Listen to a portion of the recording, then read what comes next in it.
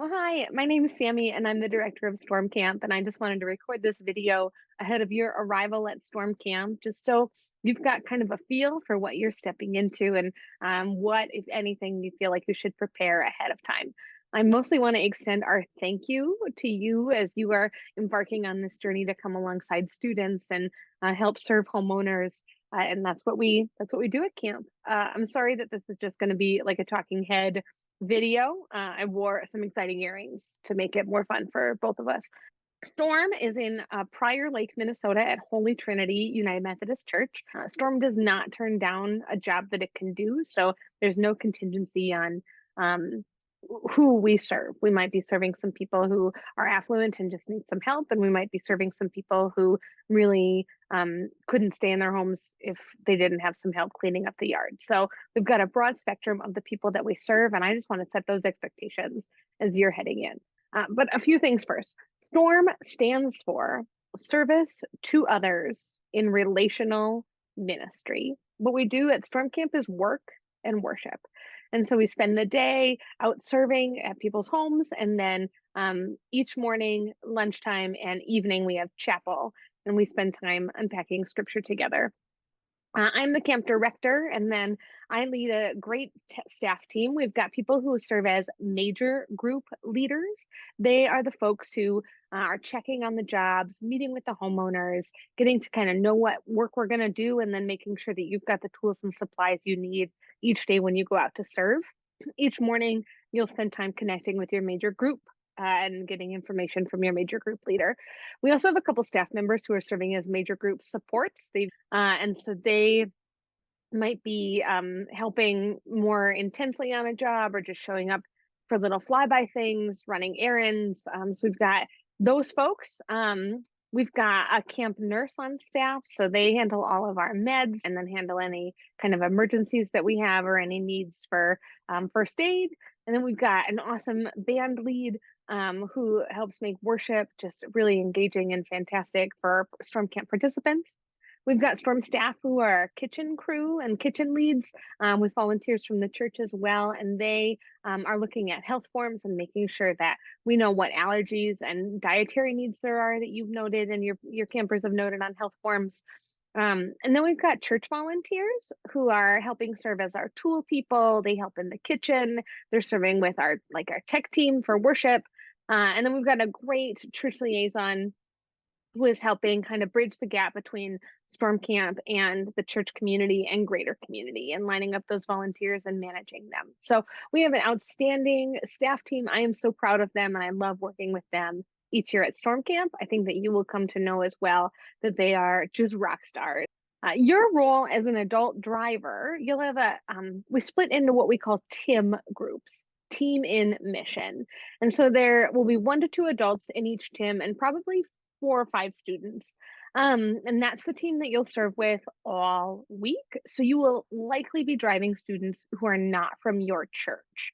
We work to have TIM groups have a diversity in churches, gender, age, and experience with Storm Camp. And so hopefully there's at least one veteran Storm Camper in each TIM group who's done this before. And you'll serve together all week. You'll get put into TIM groups pretty much right away on Sunday when you arrive at camp. My staff team also and you'll be in the same, so there's TIM groups and then TIM groups make up a major group.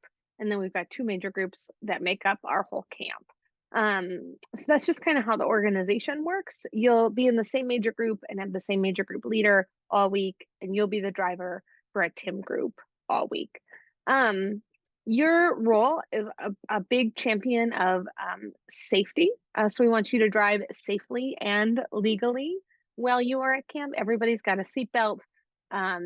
Please do your best. There's a lot of roundabouts in Prior Lake, so do your best to make sense of those. Have a student or another adult be navigating the GPS for you. Please don't be texting while driving. Just follow the laws of the road when you are driving and maybe be a little more cognizant that you are driving around students who are not yours. So maybe things that you would do that on your own, be a little more cognizant when you are driving with youth in the vehicle. And then that extends to being a safety champion on the job site, right? My staff team will equip you for the jobs that you're going to be doing, but I want you to think about safety with jobs and safety with tools, safety on ladders, safety glasses when we're using power tools, awareness of where paint and nails and things like that are, wearing gloves. You're gonna need to enforce that maybe a little more than you expect, because we're working with teenagers who've probably never done some of these things before, or who do these things a little differently at home. And so we just want you to champion safety, and then other just like bodily, like water, sunscreen, like student wellness, your own wellness.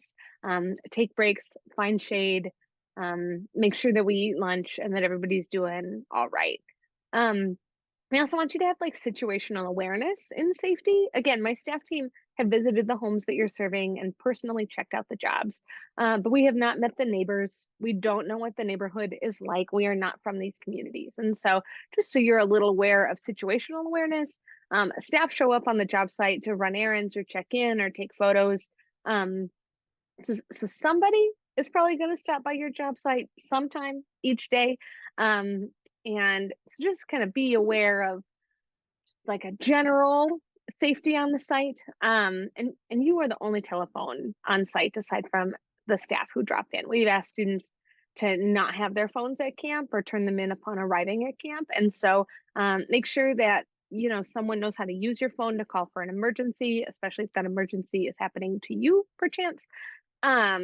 You'll have what we call a TIM binder with all of the health forms for your group included in it. So if you need to call in an emergency or have someone call on your behalf, you're the telephone. So please make sure that your phones are charged and that you have what you need in the vehicles to charge your phones, and that if you have that the student knows how to make an emergency call on your phone should they need to. Each day we have a student who serves as the servant leader of the day. They'll have some roles and responsibilities outlined in a checklist that they'll get. So they're in charge of greeting the homeowner, deciding when we break for lunch, doing the lunch devos, figuring out kind of how to prioritize the jobs. We really want to empower student leadership in this capacity. So kind of think of them as like the team captain, and you're the team coach. We also want you to work alongside the students, encouraging and guiding them as needed. Um, they might have never painted before. Like, I really mean that.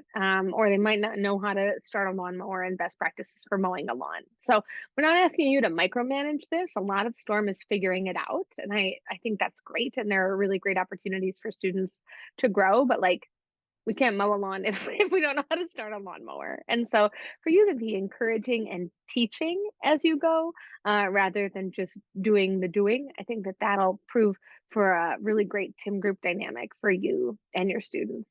I think adult drivers are just really have powerful opportunities to get to know students and kind of spend time side by side with them. I just really encourage you to take advantage of encouraging students as you see them do great things and helping guide and instruct as necessary. I do want you to know that if one goes, we all go. That's a very important storm camp rule. So if we can't use the bathroom at a residence and we need to go to the gas station just a couple blocks away, the whole Tim group is going. Or if you're hauling brush and um, need to leave the job site to go haul brush, the whole Tim group is going. That also goes for like a medical emergency. If we're going to the hospital, we are all going, unless a staff member tells you otherwise. But otherwise, if one goes, we all go. So that's a really important storm camp rule. A couple other like basic ones are like don't paint the dog, right? Like be respectful of the homeowner's property and the materials that we are using. There's a space to have fun, and a lot of kids like to have fun with paint on handprints and stuff. But when a homeowner is working hard to pay for that, that looks different. You don't have to prep a lot for camp. We've checked all the jobs. We've got all of the tools. We've got the first aid kits. We've got coolers and all of that ready to go. You may want to figure out some covers for your seats. Again, we do work that's painting and yard work. And so if you are borrowing or using a vehicle, I would recommend figuring out some fitted sheets or some old sheets or paint tarps to cover the seats in your vehicle. Your vehicle is going to haul kids and tools, so both of which are going to get dirty and painty. So set those expectations for your crew before they're getting back in the vehicle at the end of the day. We have all of the tools that we'll need, and we provide a basics bucket and gloves if we've got them for the jobs that need it. So you'll have just kind of the 101 of tools that you need, and then each day you'll bring a lunch cooler and a water cooler. You make and pack your own lunch, and then we'll bring a water cooler. If you need more or figure that out, let us know. So I think that those are the basics for your vehicle. Just another thing to know is that you should make sure that things are closed and sealed and packed up well. We don't want a half closed gallon of paint spilling in the back of a vehicle. So do what you can to help monitor and manage those things as well. Make sure that stuff is packed, that a big thing of water is not sitting on top of a cooler as we are driving. So just help navigate as students are packing up the vehicle, what's going to work and what's going to work best in your vehicles. Um, so I think that that's kind of the 101 that you should know. I'm going to give you a quick overview of the schedule because I think that it just helps to know where the day is going. Sunday, arrived at camp between 3 and 4 o'clock. Camp starts promptly at 4 o'clock. There are no showers on Sunday, so plan accordingly in your travel. So you'll arrive, we do introductions, we go through safe sanctuaries, we might have a quick adult leader meeting just so you can meet each other. I think that's important, and you can get some pro tips from some veteran adult drivers. Then we'll move in, we'll call you out of your churches into major groups, and from major groups into your TIM groups. You'll come up with TIM group names and make signs that'll go with you every day. We have dinner at 6 o'clock and chapel at 7, and then lights in rooms by 10 and lights out at 10:30. So that's what Sunday looks like. Monday through Wednesday, we wake up at 7 and breakfast is at 7:30. It's a hot breakfast, but there's a cereal option. We've got major group leader time at like 8:15 where you'll do morning devotionals and you'll get your jobs for the day. We head out. We work from like 9 to 4:30. And we encourage you to work the whole day as best you can. Showers are from 4 to 5:30, and then dinner is at 6 o'clock. 7 o'clock is chapel, 10 o'clock in rooms, and 10:30 is lights out. So that's Monday through Wednesday. Yeah, I think that those are the basics that you need to know ahead of camp, and I hope that that helps. Um, and I think it's important to remember and to remind students and yourself that like service is a gift to the homeowners, but it's also our offering, right? We serve Jesus by serving others. And so, there's a lot of information, but what we're doing is coming alongside people to meet some needs in their homes and on their property. I look forward to meeting you and seeing you soon. And if you've got any questions, feel free to email at servingjesus.servingothers@gmail.com. Storm camp address, I check it all the time. And you should expect an email from me that goes to all campers. And I ask the lead adults from each church to forward that to your whole crew so that you can navigate your arrival and return times and other plans that you have with your students. But everybody will get some information from me setting some of these expectations, and then we'll go through all of this stuff kind of as soon as we get to camp. But it's a lot of information, and I just want you to have a minute to process and and get yourself ready, and absolutely be in touch with any questions.